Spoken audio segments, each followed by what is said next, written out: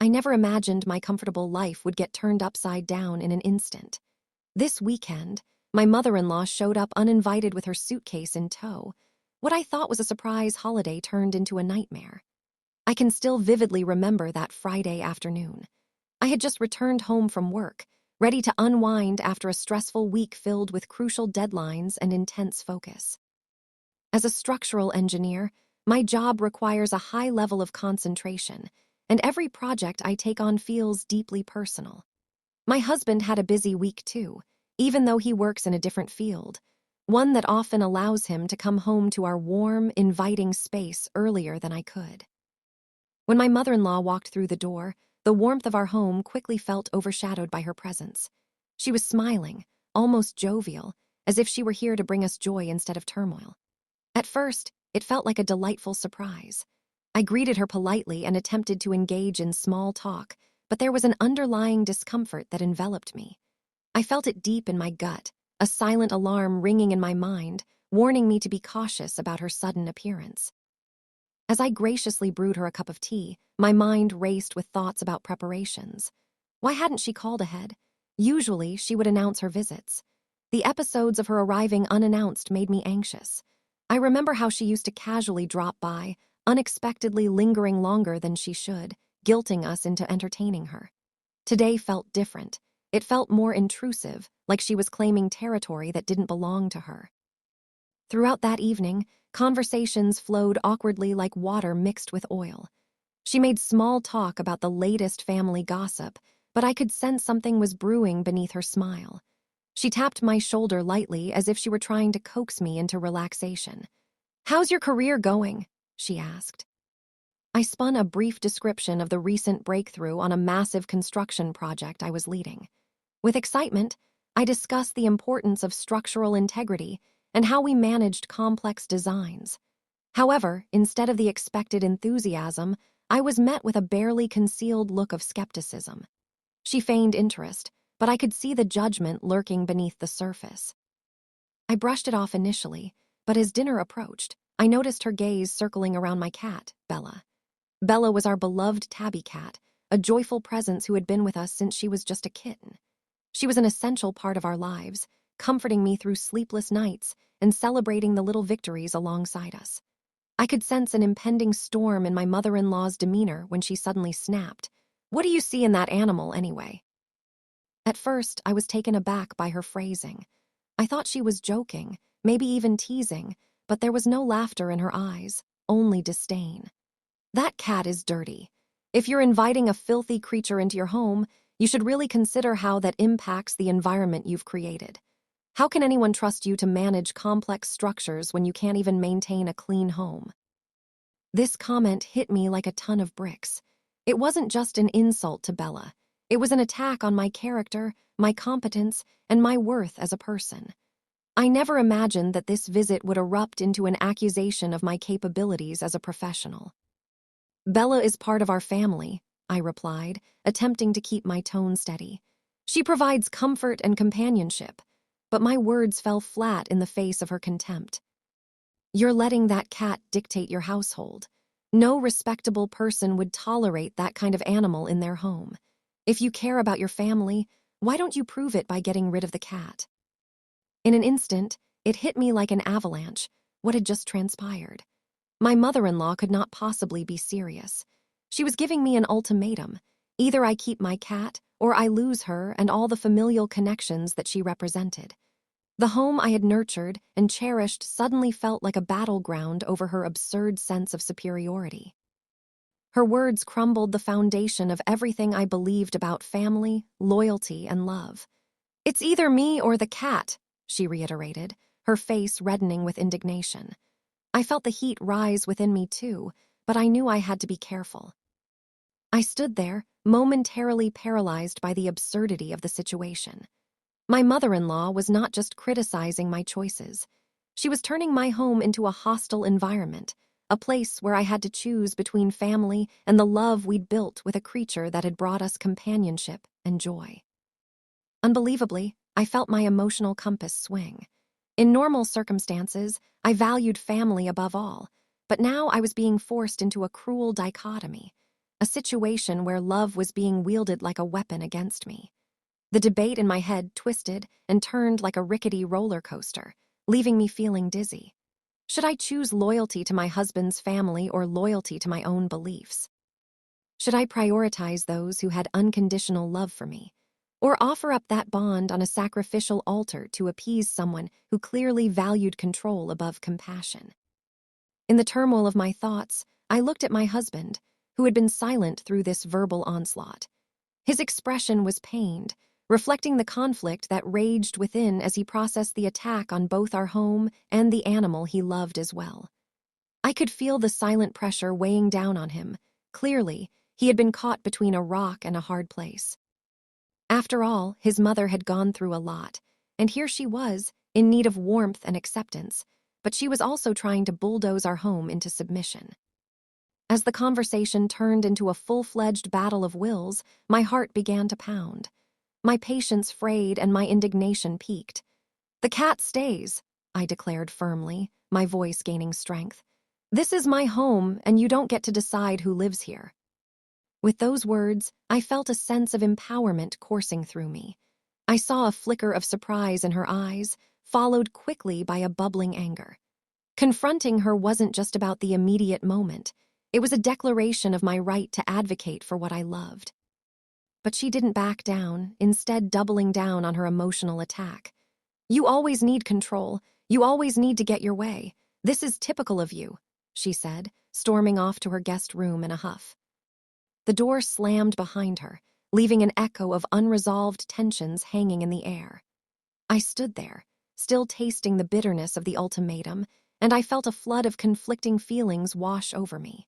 Was this truly how family was meant to act?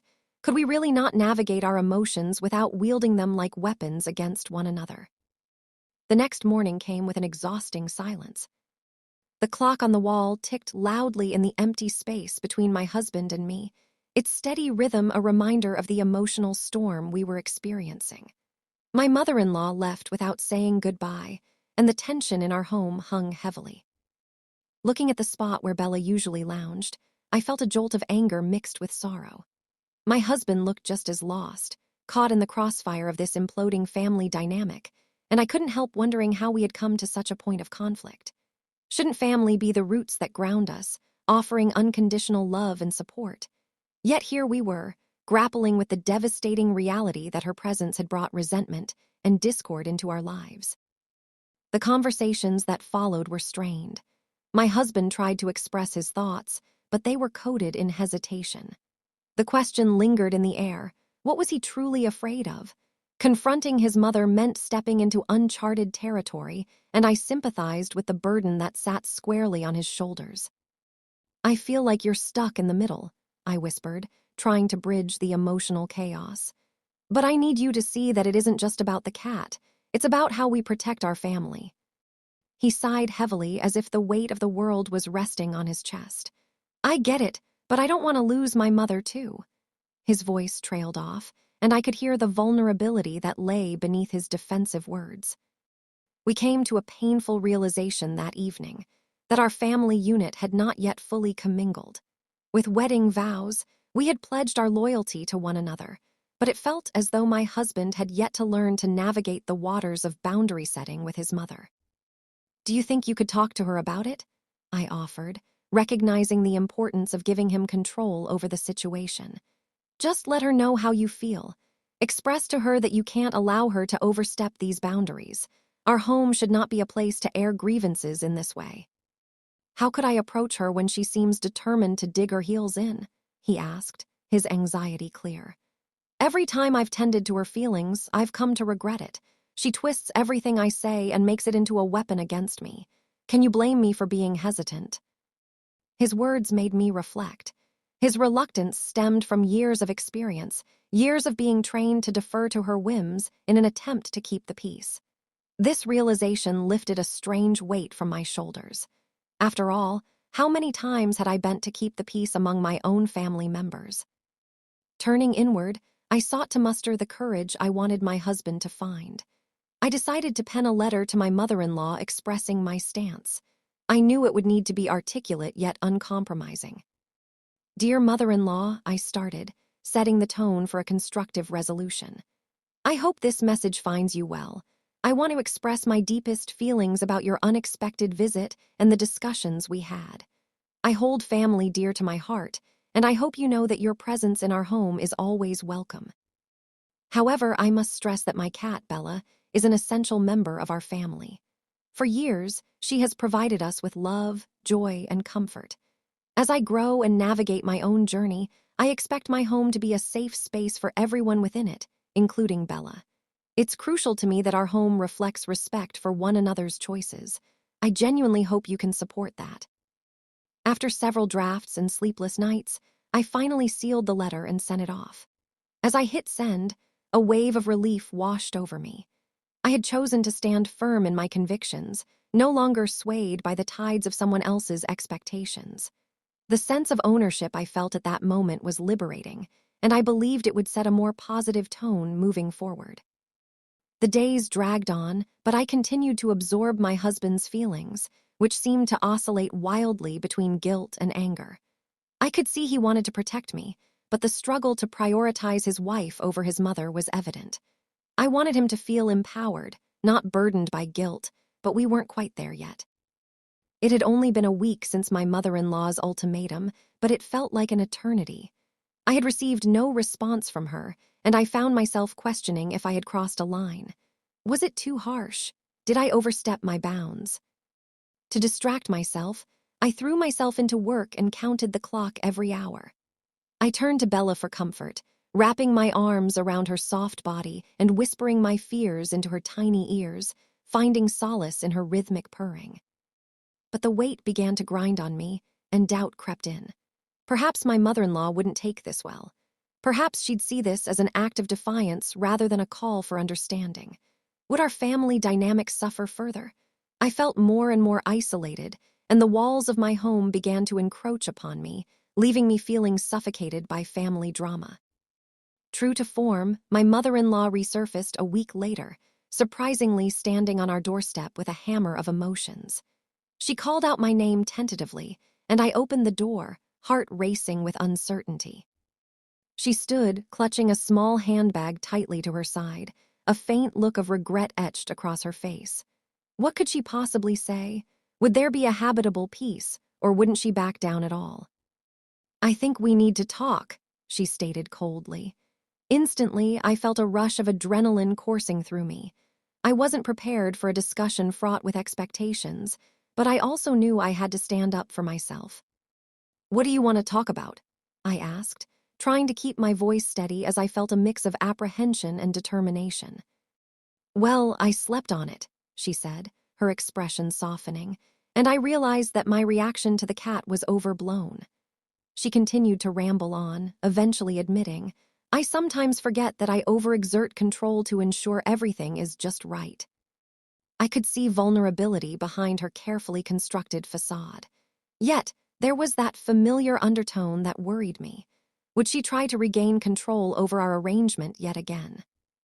With a deep breath, I replied, "I appreciate your willingness to talk about this, but the reality is that my home should be a safe space for both our family and Bella. Pets are a part of our family, and dismissing that is hurtful." While I spoke, she occasionally nodded, but I couldn't quite tell if my words had sunk in. I pressed on. "We need to respect the boundaries within our family dynamics, and that includes enabling healthy relationships." The back-and-forth discussion turned stark.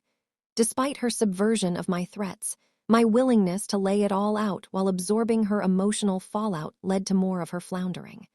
She finally confessed, "I suppose I tend to act protectively because of years of being disappointed by family dynamics that have festered through years. But I promise, I never intended to hurt you. I can't stand the thought of driving a wedge between us." Though she was trying to indicate a softer approach, I remained cautious. The past has left scars on all of us, but we need to navigate moving forward together instead of against one another. After our conversation, my mother-in-law surprised me by offering to visit with Bella while my husband and I were at work. "I would love to care for her while you're gone. Maybe we could build a different relationship this way," she proposed, her tone devoid of bitterness. Though hesitant, I decided to let Bella spend some time with her. I wanted to believe that change was possible as long as my boundaries were honored. The first day went without incident, and I found myself imagining a world where peace could exist among us all. I didn't hold my breath, but I remained hopeful. Despite this thin hope, however, the pressure remained in me to partially uphold my trust. That hope was stale on any given day. Could my mother-in-law successfully keep her promise, or was it merely a temporary act of kindness?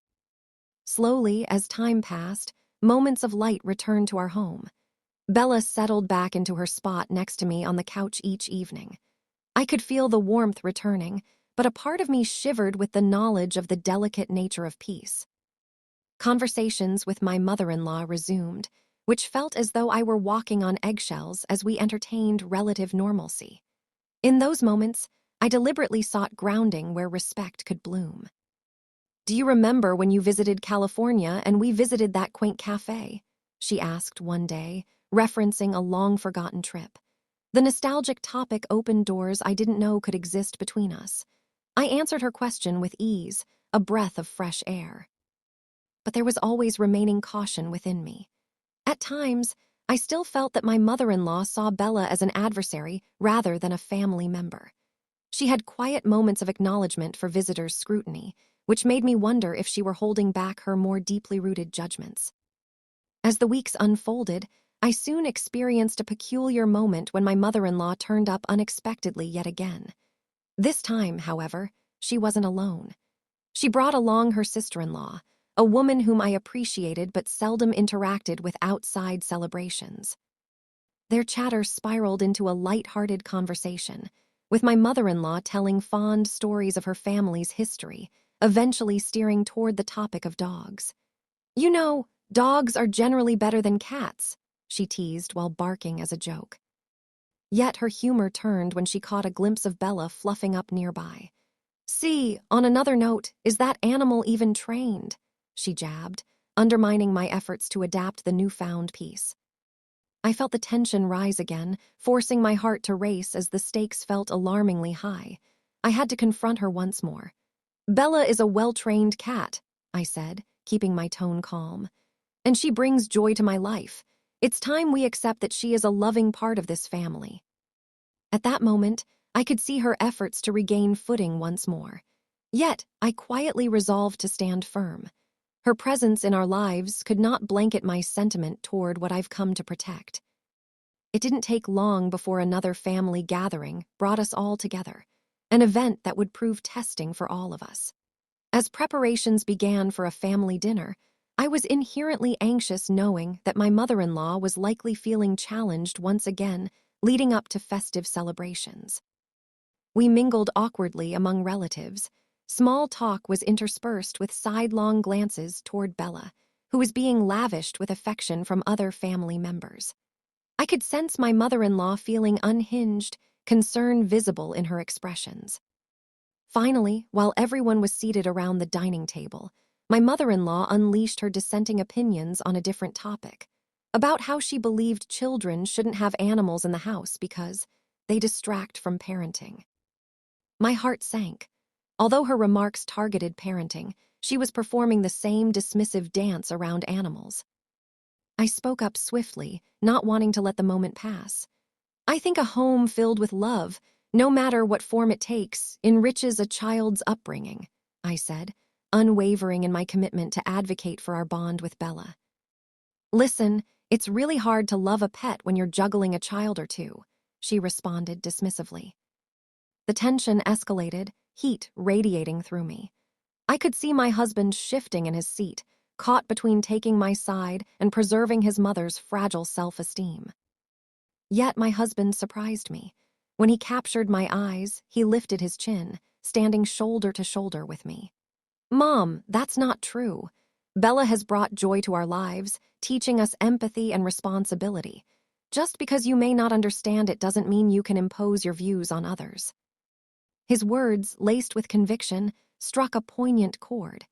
He had finally found the strength to uphold our family values as we gained more mutual respect for our shared decisions. There was a shared acceptance of love, no matter the contrary voices lurking in the backdrop. After that fateful dinner, the waters seemed to calm again, and my relationship with my mother-in-law took on new dimensions, one fueled by open conversations rather than skirmishes of misunderstanding. Once, while we were having coffee together, my mother-in-law admitted to having feared Bella would take affection away from her grandkids, thoughts that stemmed from traditional beliefs about animals and family dynamics. I listened, noting her vulnerability beneath the exterior of bravado. In that moment, I realized that my mother-in-law was deeply flawed in her understanding of love and loyalty, but at least she was willing to adapt. With cautious acceptance, we slowly built more meaningful conversations around family values, allowing ourselves to coalesce around a nurturing foundation rather than dissolve into miscommunications. Over time, things evolved. The peace we carved stood strong, gradually allowing my mother-in-law to respectfully engage with both Bella and me. I found that the family dynamic could indeed shift as we created open dialogues. I may never have anticipated feeling this level of connection with her, but I also understood that things weren't static and required continual negotiation. The weeks turned into months, and we reached a point of acceptance where boundaries flourished, fostering a connection with Bella that felt genuine and sincere. Family dinners became delightful experiences, where Bella would join the revelry as part of our gatherings. My husband and I found more time to bond, endeavoring to create new memories together, steadfast in our commitment to nurture one another. The chaotic tensions of those early days felt like a distant echo within the walls of our home. As things began to normalize, I took time to reflect on all that had transpired. The roller coaster of emotions, the strains of family dynamics, and the struggle to reclaim our harmony reminded me how love takes on many forms. Bella, once simply a cat, had evolved into a symbol of resilience for us, offering comfort, companionship, and perhaps the opportunity for new beginnings within the family. I marveled at how a small creature could teach powerful lessons about loyalty and understanding. I now recognized that family wouldn't always fit into a mold. Expectations would clash, but love could blossom regardless of how convoluted the dynamics became in moments of uncertainty. Looking toward the future, as we prepared to welcome new family members into our lives, I felt hopeful. My husband and I learned the true meaning of partnership, prioritizing accountability, acceptance, and an unwavering support system that valued all aspects of one another.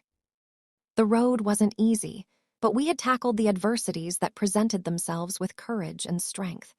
We celebrated each day as a victory of sorts, continually reaffirming our love and respect. Through every interaction, we remained rooted in the understanding that family can be both challenging and beautiful. I am now convinced that the trials we faced honed our resilience, shaping our ability to appreciate the depth of love that can exist amid chaos. Together, we fostered an environment where compassion could flourish, learning the necessity of boundaries amidst acceptance. So, as life continues to unfold, I hold each moment dearly, grateful for the lessons and the courage we exhibited. The journey is never-ending, but it is one I embrace wholeheartedly. I can say, without a doubt, that I am proud to call Bella my family, and I am equally grateful to have found newfound connections amidst the love we build as we navigate life together. This journey of family conflict and resolution opened my eyes to important truths about relationships, love, and belonging. I found strength in honesty and communication, discovering that boundaries don't weaken love but enhance it. Through uncertainty, we unearthed growth and understanding, carving out a beautiful narrative that we continue to nurture, feeding it love and respect each day. And so here we are, looking forward to whatever comes next, together as a family, forever entwined by the lessons of the past and the promises of the future, all anchored in the comforting presence of our beloved Bella, a reminder that family love surpasses all boundaries.